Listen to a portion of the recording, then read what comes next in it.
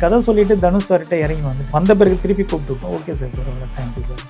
அம்பாசந்தரம் அம்பானியோட அந்த ஹீரோட கேரக்டரைசேஷனே எனக்கு ரொம்ப பிடிக்கும். ஏன்னா அப்பான ஒருத்தர் வந்து ரீசார்ஜ் பண்ணி விட்டாரு, அது திருப்பிலாம் போட முடியாது, நீங்கள் வந்து பேசிட்டு போக பயங்கர ரீச். மாமா வந்து இன்னைக்கு இல்லை மயில்சாமி சார் மாமான்னு தான் கூப்பிடுவேன். மாப்பிள்ள நான் அவ்வளோ பிரியமாக இருப்பேன். ஆமாம், பெரிய டைம் ப்ராசஸ். எங்கே அரைவாச்சு ஜீவா சார் நயன்தாரா மேம் அப்படின்னு? அதுதான், அது வந்து இப்போது சௌத்ரி சார் ஓகே பண்ணுறாங்க, அப்புறம் அதுக்கப்புறம் லேட் ஆகுது. பட் அந்த வெயிட் பண்ணணும்னு சொன்ன டைம் ரொம்ப லாங் ஆகும். இங்கே நயன்தாரா மேம் எப்படி டஸ்கி டோன்ஸ் ஆர்டிஸ்ட் யாராவது இருக்கலாங்கிறது ஒரு ஐடியா இருந்தது. பட் ஆனால் நயன்தாரா மேம் உள்ள வந்தது ஒரு மேஜிக்கல் தான். நயன்தாரா மேம் கிட்ட வந்து அது ஸ்பெஷலாகவே சொல்லலாம்.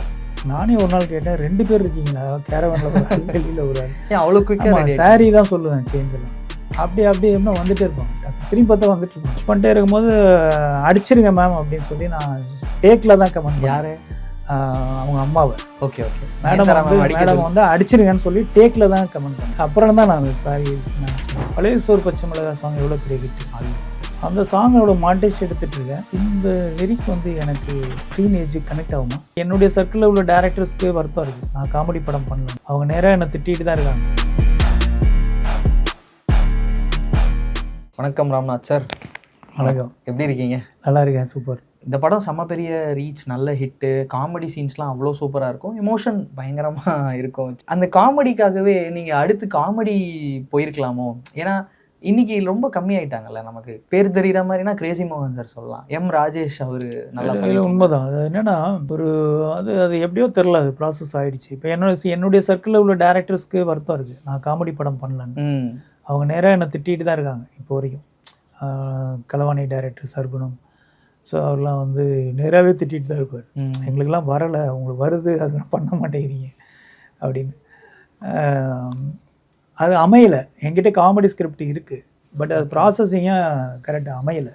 அது த்ரூ ஆகும்போது பண்ணலாம். அது எனக்கும் அது பயங்கர இன்ட்ரெஸ்ட் இருக்குது, நல்லா ஜாலியாக ஒன்று பண்ணணும் அப்படின்னு சொல்லிட்டு. ஏன்னா மைண்ட் ப்ரெஷர் கிடையாது முதல்ல எனக்கு. நான் இப்போ எடுத்துக்கிறதெல்லாம் பயங்கர மைண்ட் ப்ரெஷர் ஸ்கிரிப்ட், நான் லீனியர் ஸ்க்ரீன் ப்ளே, அப்புறம் நைட்டு எல்லாமே ஸ்ட்ரெஸ்ஸான ஸ்கிரிப்ட்.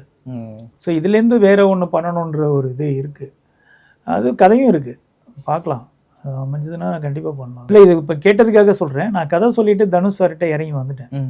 வந்த பிறகு திருப்பி கூப்பிட்டு விட்டார். வண்டி எடுத்துகிட்டு இருக்கேன், திருப்பி பார்க்கிங்கில் வந்து கூப்பிட்டாங்க. அப்புறம் திருப்பி நான் போனோன்னே உட்காருங்க தனுஷ், திருப்பி கதை சொல்லிவிட்டு பேசி முடிச்சுட்டு வந்தாச்சு. ஓகே ஒரு டைம் கொடுங்கன்னாரு, ஓகேன்ட்டு நான் வந்துட்டேன். திருப்பி கூப்பிட்டு விட்றாரு. கூப்பிட்டு விட்டு உட்காருங்க, என்ன குடிக்கிறீங்க, என்ன சாப்பிட்றீங்கன்னா? இல்லை சார் நான் ஒன்றுமே கேட்கல உங்களை. நான் இல்லை பரவாயில்ல சார், ஒன்றும் வேணாம்.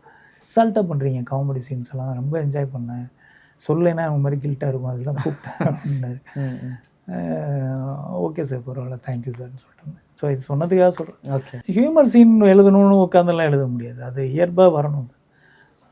கதையோட அப்படியே ஜாலியாக. எனக்கு அம்பாசந்தரம் அம்பானியோட அந்த ஹீரோட கேரக்டரைசேஷனே எனக்கு ரொம்ப பிடிக்கும். ஏன்னா ரொம்ப சிக்கனமாக இருக்கிற ஒரு ஆள், சங்கர். தப்பான ஒருத்தர் வந்து ரீசார்ஜ் பண்ணி விட்டாரு, அது திருப்பிலாம் போட முடியாது, நீங்கள் வந்து பேசிட்டு போக பயங்கர ரீச். மாமா வந்து இன்னைக்கு இல்லை மயில்சாமி மாமா சார் மாமான்னு தான் கூப்பிடுவேன். மாப்பிள்ள நான் அவ்வளோ பிரியமாக இருப்பார். என்ன ரீச் தெரியுமா மாப்பிள்ள அது அப்படின்பாரு. அது ஒரு மாதிரி அந்த சீன்ஸ் வந்து எல்லாமே அமைஞ்சிருக்கும் அவருக்கு. ஆக நீ கடைசி வரைக்கும் பணம் தர மாட்டேன் அப்படின்னு வீடு மாறிட்டாரு, அட்ரஸ் கொடுப்பாருல, அதெல்லாம் லாஸ்ட்டாக ஒர்க் அவுட் ஆகும். இன்னொன்று அவர் சிக்கனம் பண்ணுறதுக்காக எல்லாத்தையுமே சின்னதாக பண்ணுவார். அவர் ஐயரோட குட்டி வந்து அவன் ட்ரைனிங் இருக்கிற ஒரு ஐயர், அவன் மனப்பாடம் பண்ணி எடுத்துகிட்டு வந்து. ஜீவா சாரோட திருநாள் நீங்கள் சொன்னீங்க, அது நிறைய பேர்கிட்ட போயிட்டு வந்துச்சு, அமீர் சார். ஆமாம், பெரிய டைம் ப்ராசஸ். எங்கே அரைவாச்சு ஜீவா சார் நயன்தாரா மேம் அப்படின்னு? அதுதான், அது வந்து இப்போது சௌத்ரி சார் ஓகே பண்ணுறாங்க, அப்புறம் அதுக்கப்புறம் லேட் ஆகுது, ஒரு தாமதம் வருது. ஜீவா சாருக்கு சொல்லலான்னு சொல்லிட்டார். சௌத்ரி சார் ஃபர்ஸ்ட் ஹாஃப் கேட்டோடனே சொல்லிட்டாரு பண்ணலாம். அது மறுநாள் தான் செகண்ட் ஹாஃப் கேட்டார். ஃபர்ஸ்ட் ஹாஃபே அவ்வளோ இம்ப்ரெஸ் பண்ணிடுச்சு அவரை. செகண்ட் ஹாஃப் வந்து ஒரு கரெக்ஷன் சொன்னார், அப்புறம் நான் பண்ணிட்டு வந்து சொன்னேன் திருப்பி ஓகே பண்ணலாம், வெயிட் பண்ணுன்னு சொல்லியிருந்தாரு. பட் அந்த வெயிட் பண்ணுன்னு சொன்ன டைம் ரொம்ப லாங் ஆயிடுச்சு. அப்புறம் திருப்பி ஒரு சர்க்கிள் வருது, சுற்றி திருப்பி என்ன பண்ணலாம் அப்படின்னு வரும்பொழுது ஒரு நாகராஜன் சொல்லிட்டு ஒரு மேனேஜர் நண்பர், அவர் மூலமாக தான் நான் செந்தில் சார் மீட் பண்ணி திருநாள் அந்த ப்ரொடியூசர் ஓகே அவர்கிட்ட சொல்கிறேன். அது ஒரு இன்ட்ரெஸ்டிங்கான மேட்ரு. சௌத்ரி சாருக்கு சொன்ன கதை கிடையாதுல்லப்பா அப்படின்னு கேட்டுட்டு தான் கேட்குறாரு. ஓகே, இவர் கேட்டால் அப்படி இல்லைன்னு சொல்லிட்டு சொல்லிடுங்கன்றாரு. ஆனால் அந்த கதை தான் யார் மேனேஜர் அனுப்பி விட்டது. ஓகே, போகும்போதே ஒரு இதில் போகுது அது. ம். அப்புறம் நான் பிச் பண்ணுறேன் கடை கடை கடைன்னு ஆரம்பித்து இல்லை சார் சொல்லி முடிச்சிட்டேன். முடிச்ச உடனே அவர் ஜீவா சார் கால் பண்ணிட்டார், இதுதான் ஸ்கிரிப்ட். அப்புறம் மறுநாளே ஜீவா சார் கேட்குறாங்க, அடுத்த நாள் சாயங்காலம் 4 மணிக்கு கேட்குறாங்க, அப்படியே ஷூட்டிங் போகலான்ட்டார். ஒரு கரெக்ஷன் கூட கிடையாது.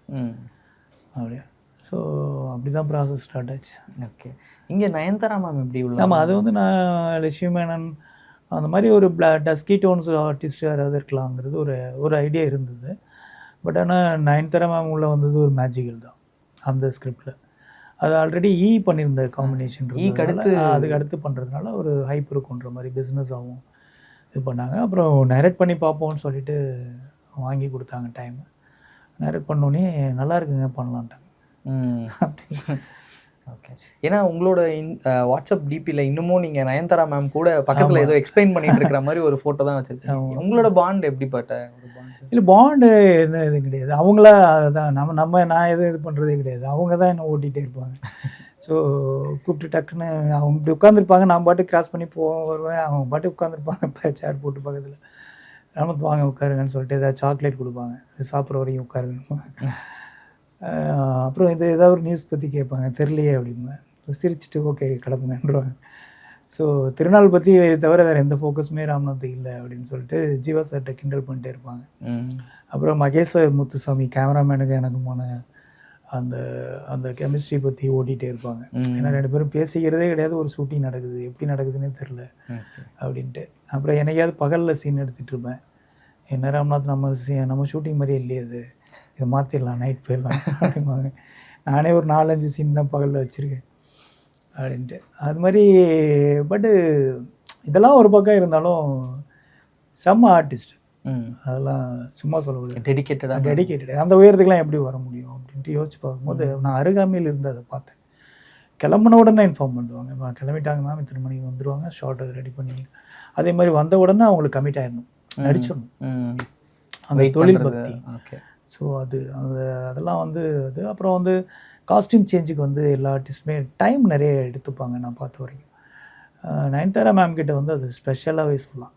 நானே ஒரு நாள் கேட்டேன், 2 பேர் இருக்கீங்களா கேரவனில் ஒரு ஆள், வெளியில் ஒரு ஆள், அவ்வளோ குயிக்காக சாரீ தான் சொல்லுவேன் சேஞ்செல்லாம், அப்படி எப்படின்னா வந்துட்டே இருப்பாங்க, டக்கு திரும்பி பார்த்தா வந்துட்டு இருப்பாங்க, அப்புறம் அதுன்ற மாதிரி இருக்கும்.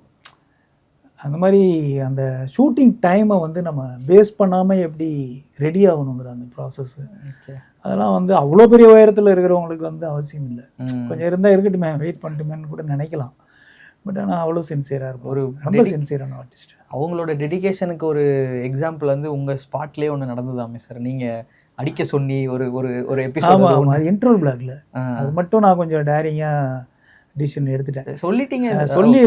சொல்லலை, நான் ப்ராசஸ் பண்ணிட்டேன். ஏன்னா அவங்க ஏதாவது ப்ரிப்பேர்டாக இருப்பாங்க மேடம் சொல்லிட்டு நான் என்ன நடந்தது ஆக்சுவலாக அது வந்து ஆக்சுவலி கமெண்ட் பண்ணி எடுத்துகிட்டே இருக்கும். அது பெரிய பிளாக், அது இன்ட்ரோல் பிளாக். எடுத்துகிட்டு நிறைய ஆர்டிஸ்ட்டு அந்த கோணி கட்டுக்குள்ளே கிடப்பாங்க, அதெல்லாம் பிரித்து போடணும், ஏகப்பட்ட ஷார்ட் டிவிஷன்ஸ். அது எல்லாரோட ரியாக்ஷன்ஸு, அது ஒன்றே வந்து பார்த்திங்கன்னா மொத்த படம் மாதிரி இருக்கும், அவ்வளோ பெரிய ஷார்ட் டிவிஷன்ஸ். ஸோ அதுக்குள்ளே வந்து கரெக்டாக அமையலைன்னா திருப்பி இந்த கோணி கட்டு தூசி இதுக்குள்ளே திருப்பி நான் நிப்பாட்டி வச்சு எடுத்துகிட்ருக்கணும். அப்போ டேக்கில் வந்து எல்லாமே அமைஞ்சிடணும்னு சொல்லிட்டு நான் ரொம்ப உஷாராக இருந்தேன். வாஷ் பண்ணிட்டே இருக்கும்போது அடிச்சிருங்க மேம் அப்படின்னு சொல்லி நான் டேக்கில் தான் கமெண்ட். யார்? அவங்க அம்மாவை. ஓகே மேடம் வந்து அடிச்சிருங்கன்னு சொல்லி டேக்கில் தான் கமெண்ட் பண்ணுறேன் நான். அப்போ அவங்க டேக் போயிட்டுருக்கிறப்ப சொல்கிறதுனால டப்புன்னு கமெண்ட்டு எடுத்துட்டாங்க அவங்க. ஆனால் அது நல்லா வந்திருந்தது. அப்புறம் தான் நான் சாரி மேம் சொன்னேன், இல்லை நல்லா வந்திருக்காங்க, நல்லா ஓகே. இல்லை அது அவங்க சீனியர் ஆர்டிஸ்ட், அவங்க நம்ம இப்போ ஒரு 2-3 படங்கள் பண்ணிட்டு உள்ளே வரோம், அவங்க இல்லை அந்த இடம் சரியாக வராது இல்லைன்னா அந்த எமோஷன் கரெக்டாக கனெக்ட் ஆகணும்னா அது வேணும். ஓகே. இல்லை நீங்கள் அந்த இடத்துல நம்ம காம்ப்ரமைஸ் ஆக முடியாது. ஓகே. அதே மாதிரி பார்த்தீங்கன்னா இப்போது சில இடங்களில் நம்ம பிடிவாதமாக தான் இருக்கணும், அதுதான். இல்லைன்னா எடுப்பார் கைப்பிள்ளை மாதிரி ஆகிடும். இல்லை அவங்க அதை எப்படி எடுத்துக்கிட்டாங்க நீங்கள் சொல்லி முடிச்சது உடனே? அதுதான் சொல்கிறேன், ஹேபிட், அதுதான் புரியுது. ஏன்னா அவங்க இவ்வளோ நாள் என்ன பார்க்குறாங்கல்ல, தேவையில்லாத விஷயங்களை நான் கேட்டு வாங்குறதும் கிடையாது, எடுக்கிறதும் கிடையாது, அவ்வளோ கேர்ஃபுல்லாக தான் நான் ஹேண்டில் பண்ணுவேன். அது மாதிரி டைம் ஃபங்க்சுவாலிட்டியாக இருக்கட்டும், ஷெட்யூல் ஃபாலோ பண்ணுறதா இருக்கட்டும், எல்லாமே. அப்புறம் நம்ம வந்து ஒரு உதாரணத்துக்கு சொல்லணும்னா அவங்க எந்த அளவுக்கு ஷார்ப் அப்படின்னா, பழைய சோறு பச்சை மிளகா சாங் எவ்வளோ பெரிய ஹிட்டு, ஐயோ இப்போ கேட்கணுன்னே இருந்தேன் சார் அது. அந்த ஹிட்டு. அந்த சாங்கோட மாண்டேஜ் எடுத்துகிட்ருக்கேன். அதில் ஒரு வரி வந்து 10ஆம் வகுப்பு பாஸ் ஆகி ஸ்வீட் கொடுக்கையில் உன்னை ரசிச்சேன் நடின்னு ஒரு லிரிக் வருது.